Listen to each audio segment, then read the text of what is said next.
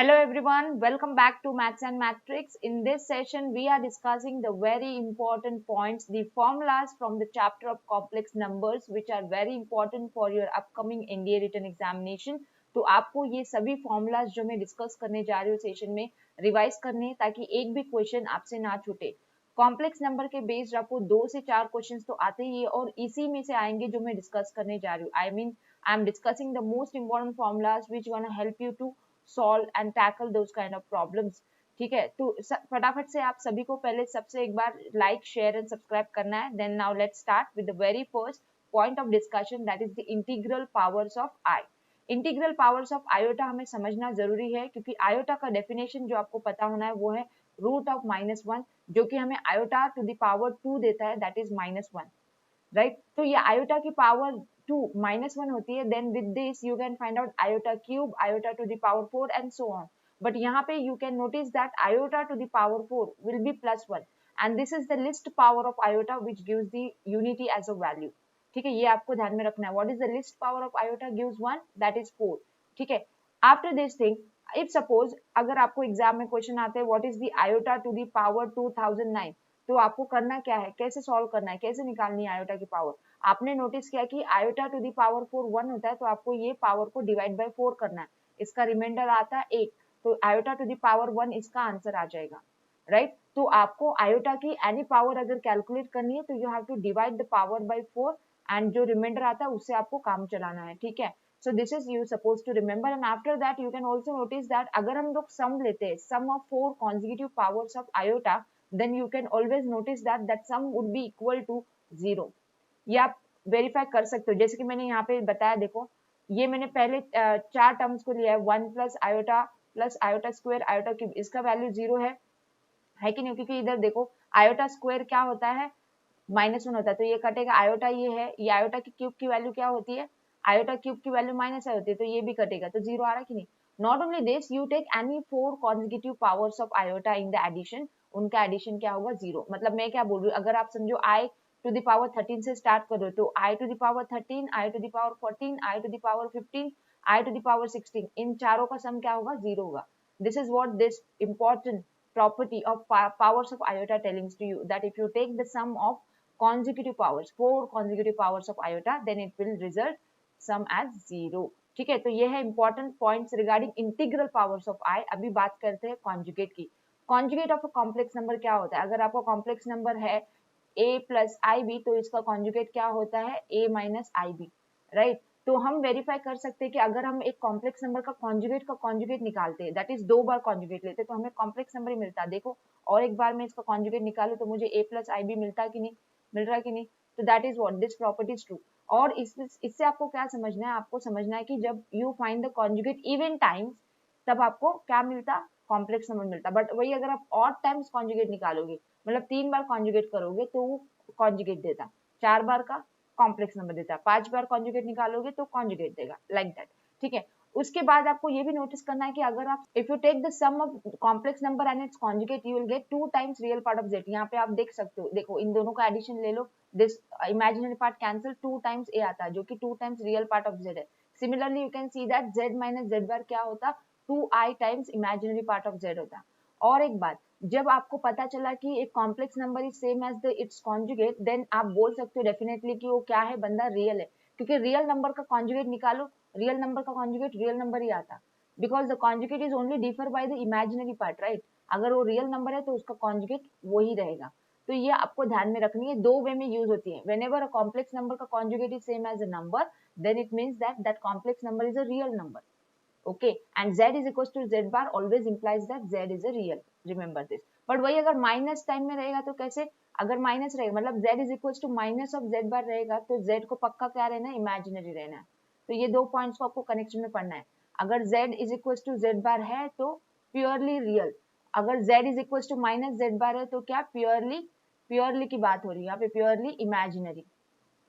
ठीक है, तो this things and after that you can verify that z into z bar करोगे तो आपको मॉडुलस ऑफ z का स्क्वायर आएगा. अभी मॉडुलस z क्या है, it is the what do you say, modulus the distance of a complex point, that is the point in the Argand's plane from the origin, right. ये distance होता है और ये डिफाइन होता है under the root of a square plus b square करके for this complex number, तो आप वेरीफाई कर सकते हो कि z इंटू जेड कॉन्जुगेट क्या होता, मॉडुलस ऑफ z का स्क्वायर होता।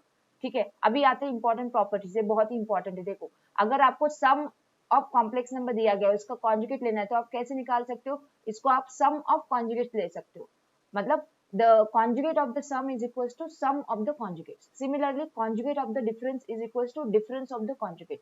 Similarly, product of the conjugate of the product बोलेंगे, conjugate of the product निकालो आप, conjugate of the product ये क्या रहेगा, product of conjugates रहेगा। तो ये मेथड है, अगर आपको conjugate of sum निकालना है तो आप इंडिविजुअल conjugate निकाल कर उनका एडिशन करो। सिमिलरली डिफरेंस का निकालना है कॉन्जुगेट, तो उनका इंडिविजुअली कॉन्जुगेट निकाल के डिफरेंस लो। सिमिलरली प्रोडक्ट का कॉन्जुगेट निकालना है तो उनका इंडिविजुअली कॉन्जुगेट निकाल के product low. Same is true for the quotient, जहां पे डिनोमिनेटर का complex number non zero complex number होता। तो ये प्रॉपर्टीज आपको दिमाग में रखने हैं regarding the conjugate of complex number. Now इसके बाद आ जाते हैं मॉडुलस पे। मॉडुलस क्या होता है, जैसे मैंने अभी बताया, modulus is a distance, it is defined as under the root of a square plus b square, which we can also write it as under the root of real part of z का square plus imaginary part of z का square. ठीक है, अभी ये क्या है, distance है, it will be never zero. अगर ये जीरो है इसका मतलब कॉम्प्लेक्स नंबर पक्का जीरो होना, कॉम्प्लेक्स नंबर जीरो होना मतलब इसका रियल पार्ट इमेजिनरी पार्ट दोनों जीरो होना। अदरवाइज अगर ये डिस्टेंस है, नॉन जीरो कॉम्प्लेक्स नंबर है, तो पक्का उसका एम्पलीट्यूड क्या रहेगा, सॉरी, तो पक्का उसका मॉडुलस क्या रहेगा, ग्रेटर देन जीरो रहेगा। क्लियर है ये कंडीशन। और एक बात, आप z का मॉडुलस निकालो, it will be same as the conjugate का modulus, because it doesn't matter the sign, it has the square terms under the root of a square plus b square. It is also same as minus of z, it is also same as modulus of minus of z bar. तो ये चारों का modulus, z का, z bar का, minus z का, minus z bar का, सभी का मॉडुलस क्या रहता, सेम ही रहता। तो आप कैसे भी निकालो। ठीक है, जैसे कि मैंने अभी ये पढ़ाया थी प्रॉपर्टी की, मॉडुलस ऑफ z का स्क्वायर हम क्या लिख सकते हैं, z इंटू जेड कॉन्जुगेट लिख सकते हैं। बहुत ही इंपॉर्टेंट प्रॉपर्टी है। देखो नेक्स्ट वाली, modulus of z to the power n आप कैसे निकाल सकते हो, modulus of z to the power n लेके, मतलब कैसे, फॉर एग्जांपल आपको एग्जाम में एक क्वेश्चन आया कि modulus of 1 plus iota to the power 100 निकालो, तो आप क्या करोगे, 1 प्लस आई का तो मॉडुलस लोगे और उसके 100 पावर लगाओगे, खत्म बात। तो ये बहुत ही इंपॉर्टेंट प्रॉपर्टी है, ठीक है, जो हमें काम आती है। सिमिलरली ये चीज ध्यान में रख लो कि modulus of z1 into z2 क्या होता, product of the modulus of z1 and z2। Similarly quotient का अगर हमें मॉडुलस लेना है तो हम लोग इंडिविजुअली मॉडुलस निकाल के उनका क्वोशंट ले सकते हैं। यहाँ पे भी कंडीशन है कि ये जो z2 है it's non zero complex number, z2 जो है नॉन जीरो कॉम्प्लेक्स नंबर होना, तो उसका मॉडुलस भी क्या होगा, नॉन जीरो होना। ठीक है, तो ये कंडीशन है। क्लियर है मॉडुलस के बारे में। अभी बात करते हैं आर्ग्यूमेंट की। आर्ग्यूमेंट जिसको हम लोग ऑल्सो बोलते हैं amplitude, amplitude is same as the argument of the complex number। ये कैसे डिफाइन है, what does it mean, I will tell you। if you plot a point the complex number in a argand plane, आपको मिलता वो point in a cartesian coordinate plane, right, यहाँ पे जिसको हम बोलते हैं argand plane। ठीक है, तो ये पॉइंट का ओरिजिन से डिस्टेंस का मतलब होता है क्या, इसका मॉडुलस। बट ये जो वेक्टर है, ये वेक्टर एंगल थीटा बनाएगा एक्स एक्सिस से, ये थीटा को हम लोग क्या बोलते हैं, आर्ग्यूमेंट बोलते हैं। ये थीटा को हम लोग क्या बोलते हैं, argument. Argument is a angle made by the vector joining a complex point with the origin with respect to positive direction of x axis। ये जो वेक्टर OP का जो एंगल बन रहा है x एक्सिस के साथ, इसी को हम क्या बोलते हैं, आर्ग्यूमेंट बोलते हैं। अभी आप बोलोगे फिर ये वेक्टर तो फर्स्ट क्वाड्रेंट में भी आएगा, एंगल फर्स्ट क्वाड्रेंट में बनाएगा, या तो सेकंड में बना सकता, या तो थर्ड में बना सकता, या तो फोर्थ में बना सकता है ना, चार केसेस। तो इसीलिए हमारे पास यहाँ पे चार केसेस में भी, चारों केसेस में आर्ग्यूमेंट कैसे निकालना, उसके लिए हमारे पास तरीका है। देखो सबसे पहले हम लोग डिफाइन कर लेते हैं। अगर आपका कॉम्प्लेक्स नंबर x प्लस आई वाई है तो इसका आर्ग्यूमेंट मैं बता देती हूँ। इसका आर्ग्यूमेंट जो है हम लोग डिनोट कर लेंगे अल्फा से, आर्ग्यूमेंट ऑफ z को हम डिनोट करेंगे अल्फा से, जो कि डिफाइन होता है tan inverse of modulus of y by x करके। ठीक है, अगर समझो केस नंबर 1 पे आते, अगर z लाई करता है, लाइज इन सेकेंड क्वाड्रेंट, अगर z लाई करता है सेकेंड क्वाड्रेंट में क्या हो रहा है, देखो मैं यहाँ पे डायग्राम में से ही आपको एक्सप्लेन करती हूँ। तो अभी हमारा जो कॉम्प्लेक्स नंबर है सेकेंड क्वाड्रेंट में है, तो यहाँ पे ये एंगल, तो ये एंगल हमारा क्या है, अभी अल्फा है, जिसका हमें आर्ग्यूमेंट निकालना। तो ये छोटा सा जो बचा हुआ पार्ट है इसको हम क्या बोलेंगे, थीटा। हमें अल्फा चाहिए, अल्फा कैसे आएगा, ये टोटल स्ट्रेट लाइन है ना, लीनियर पेयर दिख रहा है आपको, theta plus alpha is equals to 180। तो हमें यहाँ पे अल्फा कैसे आएगा, पाई माइनस थीटा करके आएगा। अभी ये थीटा कैसे निकालोगे आप, ये थीटा ये कॉम्प्लेक्स नंबर को यहाँ से परपेंडिकुलर डाल के यही फॉर्मूले से निकालोगे, tan inverse of modulus of y by x करके निकालोगे। बट उसका आर्गुमेंट कौन रहेगा, अल्फा। अल्फा का क्या है, argument of z when z lies in the second quadrant क्या रहेगा, पाई माइनस थीटा। उसी तरह से सेकंड अपना जो सेकंड है दैट इज थर्ड क्वाड्रेंट वाला, थर्ड क्वाड्रेंट में क्या होगा, यहाँ तक पाई है ना, पाई प्लस हो जाएगा, यहाँ तक आ रहा हमारा एंगल, ये एंगल आ रहा हमारा अल्फा। ओके तो ये इतना सा ये रीजन क्या है हमारा थीटा है, तो इसीलिए थर्ड क्वाड्रेंट में अल्फा क्या हो जाता है, पाई प्लस थीटा होता। थीटा की वैल्यू यही रहेगी, ऐसे ही कैलकुलेट करना है, tan inverse of modulus of y by x। अभी बताओ तो नेक्स्ट केस फोर्थ क्वाड्रेंट में क्या चीज होने वाली है, फोर्थ क्वाड्रेंट में अपना अल्फा कौन रहेगा, माइनस ऑफ थीटा रहेगा। क्यों पता है, क्योंकि देखो फोर्थ क्वाड्रेंट में क्या होता है, देखो अभी मेरे पास है यहाँ पे मेरा एंगल, ये पूरा एंगल अल्फा है, ठीक है, ये पूरा एंगल यहाँ तक वाला अल्फा है। अभी ये इतना सा एंगल कौन है, हमारा थीटा है, जो कि हम लोग यहाँ पे सिमेट्रिक क्रिएशन करके, है ना, ये सिमेट्रिक क्रिएशन करके ये इतना ऊपर का थीटा है, तो ये क्या होगा, माइनस थीटा ले सकते हैं कि नहीं। तो यहाँ पे थीटा कैसे कैलकुलेट करेंगे आप, tan inverse of modulus of y by x करके कैलकुलेट करेंगे, उसका माइनस थीटा लेंगे जो कि रहेगा हमारा alpha, that is the argument of complex number when it lies in the fourth quadrant. Clear है बातें, तो ये this is about argument of complex number. अभी बात करते हैं इसके प्रॉपर्टीज, बहुत इंपॉर्टेंट प्रॉपर्टीज है, ठीक है, बहुत ही काम आते हैं।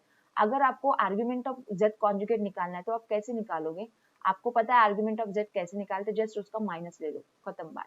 Argument of product of complex number कैसे निकालोगे, सम ऑफ द रिस्पेक्टिव आर्गुमेंट्स करके।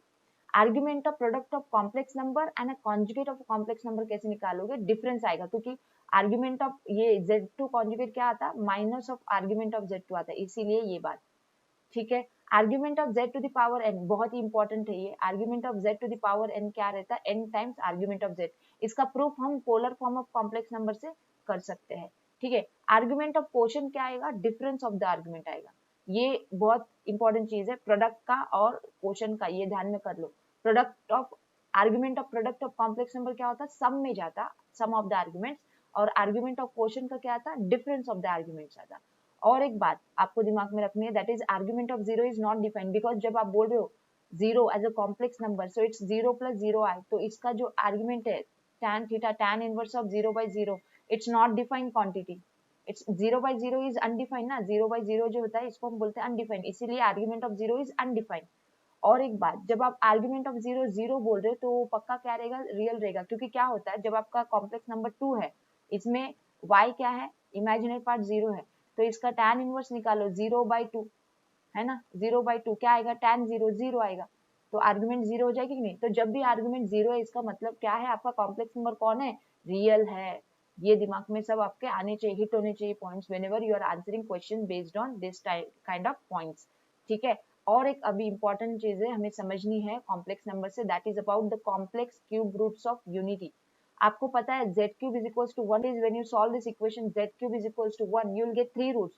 One would be the real root 1, the second root would be omega, and third root would be omega square. हमने वेरीफाई किया है कि ओमेगा है omega square क्या होते हैं, एक दूसरे के कॉम्प्लेक्स कॉन्जुगेट्स होते हैं। तो आपको यहाँ पे ध्यान में रखने वाली चीजें है, ओमेगा क्यूब की वैल्यू रहती है 1, एंड 1 प्लस ओमेगा स्क्वायर की वैल्यू क्या रहती है, 0, ठीक है। इन जनरल आप बता सकते हो कि ओमेगा की पावर 3 है, मतलब उसकी कुछ भी मल्टीपल 3 पावर ले लो, omega raised to 3n will be also equals to 1, it would be also equals to 1।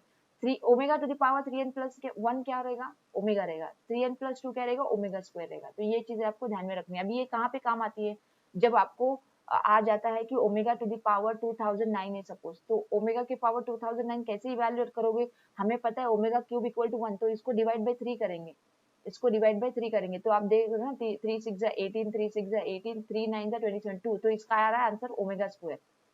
तो डिवाइड करके लेना है, डिवाइड करके, डिवाइड बाई 3 करना है अपने को पावर को, जब when we are solving the powers of omega, ठीक है। इसके अलावा एग्जाम में क्वेश्चन आता है बेस्ड ऑन कि ये क्यूब रूट्स ऑफ यूनिटी कहाँ पे लाई करते हैं, what type of triangle this cube roots of unity form in cartesian coordinate plane, that is the Argand's plane, that is the equilateral triangle, they form the equilateral triangle. कोई भी तीन cube roots of unity को हम लोग unit circle लेके उनके ऊपर ये क्यूब रूट्स ऑफ यूनिटी दिखा सकते हैं, और वो हमेशा क्या बनाते हैं, इक्विलैटरल ट्रायंगल बनाते हैं। तो ये चीज आपको ध्यान में रखनी है, इसके ऊपर क्वेश्चन एनडीए 2 2021 में आ चुका है ये पॉइंट के ऊपर। तो ये पॉइंट में सिर्फ आपको दो चीजें याद रखनी कि सभी complex cube root of unity को, any three cube roots of unity को हम लोग यूनिट सर्कल पे एक्सप्रेस कर सकते हैं। Not only that, nth roots of unity, nth complex root of units को भी हम लोग सर्कल में रिप्रेजेंट, सर्कल के ऊपर रिप्रेजेंट कर सकते हैं, यूनिट सर्कल के ऊपर। और जो 3 पॉइंट्स आप लोगे, कोई भी 3 पॉइंट्स हम बता सकते हैं कि वो क्या बनाते हैं, इक्विलैटरल ट्रायंगल बनाते हैं। ठीक है, क्लियर है बात।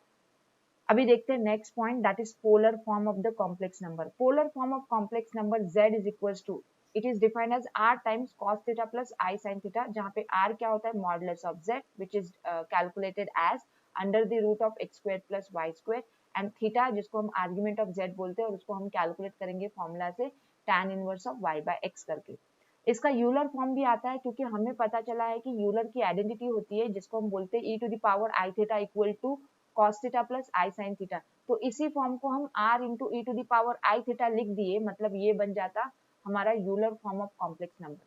तो कोई भी पोलर फॉर्म और यूलर फॉर्म को बनाने के लिए आपको एक कॉम्प्लेक्स नंबर का r चाहिए रहता है, दैट इज मॉड्यूलस, एंड दूसरा उसका आर्ग्यूमेंट चाहिए रहता है, दैट इज थीटा।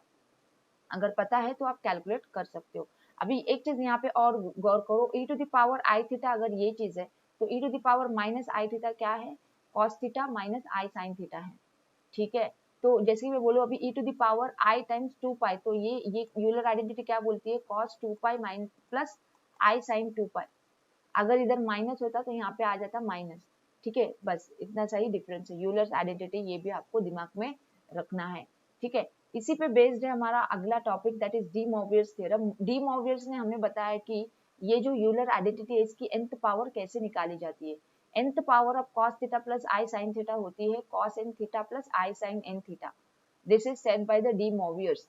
ओके, इसने सिंपल फॉर्मूला बताया है to calculate the powers of the complex number in the form of cos theta and sin theta, क्योंकि हमने पढ़ के रखा कि हम लोग कोई भी कॉम्प्लेक्स नंबर को r e to the power i theta में कर सकते हैं। ठीक है, अभी देखो z को हम लोग r e to the power i theta में कर सकते हैं। अभी z to the power n निकालना है तो यहाँ पे हम क्या करेंगे, r to the power n e to the power i n theta. अभी e to the power i n theta क्या होता है हमारा, cos n theta plus i sin n theta, जो कि कहाँ से, कौन से कंसेप्ट से आया, डी मोवियर्स थ्योरम से आया। तो ये चीज आपको पता होनी चाहिए, nth power of cos theta plus i sin theta is cos n theta plus i sin n theta. अगर इधर माइनस है तो माइनस आएगा। और एक चीज आप दिमाग में रख सकते हो और वेरीफाई भी कर सकते हो कि reciprocal of cos theta plus i sin theta that is 1 upon e to the power i theta क्या होता है, e to the power minus i theta ना, तो ये ट्रू है। क्लियर है क्या बात, सिंपल था। और लास्ट पॉइंट हम डिस्कस करेंगे, that is about the square root of a complex number. ये बहुत ही इंपॉर्टेंट फॉर्मूला है, आपको यूज होगा to find the square root of any complex number. अगर आपका कॉम्प्लेक्स number is of the form से 2 plus 3i where y is equal to 3 greater than 0, तो पहला फॉर्मूला लगेगा। अगर आपका कॉम्प्लेक्स नंबर 2 माइनस 3i है where y is equal to minus 3 less than 0, तो आपको दूसरा फॉर्मूला लगेगा। दोनों में डिफरेंस क्या है, सिर्फ साइन का डिफरेंस है। प्लस वाले में प्लस का फॉर्मूला, माइनस वाले में माइनस का फॉर्मूला। अभी फॉर्मूला है क्या, बहुत आसान है, उतना डिफिकल्ट नहीं है। Root of the complex number is defined as under the root, I mean plus और minus of under the root of modulus z plus x by 2 plus i times under the root of modulus z minus x by 2। आसानी से एक 2-3 बार लिख दो आप without सिन, ये formula आपके दिमाग में रह जाएगा, पैटर्न के फॉर्म में दिख के आ रहा ना आपको। और यहाँ पे भी सेम चीज है, the modulus the square root of z is equals to plus or minus under the root of modulus z plus x upon 2 minus I times under the root of modulus z minus x by 2। ठीक है, तो ये कैसे use करना मैंने बताया, these are the two cases for these two formulas।